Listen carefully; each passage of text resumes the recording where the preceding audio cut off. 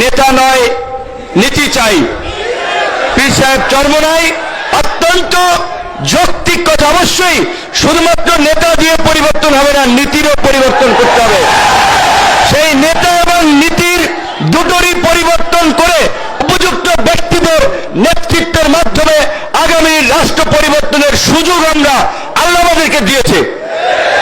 আগামীতে সুযোগ এসেছে সঠিক মানুষকে নির্বাচিত করে জনগণের খেদমত করার জন্য সংসদে নিয়ে যাওয়া। আমি পরিষ্কারভাবে বলি, সেই ভালো প্রার্থী যদি ইসলামী আন্দোলনের থাকে তাকে সমর্থন করবেন, সেই ভালো প্রার্থী যদি খেলাফত মজলিসের থাকে তাকে সমর্থন করবেন।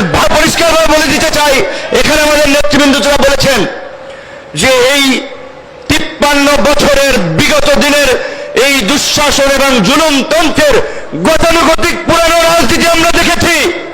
আমাদের সামনে সুযোগ এসেছে, সুযোগ আমরা কিভাবে কাজে লাগাবো, কোন প্রক্রিয়ায় যাব সেটি সিদ্ধান্ত আমাদেরকে নিতে হবে। আমাদের অনেক ভাই এখানে বলেছে কোন দল ইসলামিক দলের নাম না থাকুক, কিন্তু মৌলিক বিষয়ে দেশ জাতি এবং দিনের স্বার্থে যদি একমত হয় তাদেরকে নিয়ে কিভাবে আগামীতে একটা বৃহত্তর শক্তি আপনার গঠন করে আগামীতে জনগণের সরকার গঠন করা যায়, সেইটি এখানকার সম্মানিত আলেম ওলামা এবং মুরব্বীদেরকে ভাবতে হবে।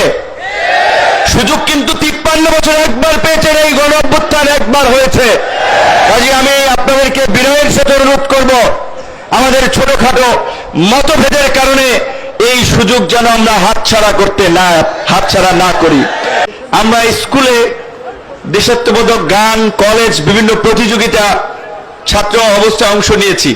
সেখানে গজলের একটা গজল পড়েছিলাম, যে লাইন ছিল বরিশালের চরমোনাইতে জেগেছে হীরার খনি। যারা আই থিঙ্ক গজল পড়েছেন তারা জানেন।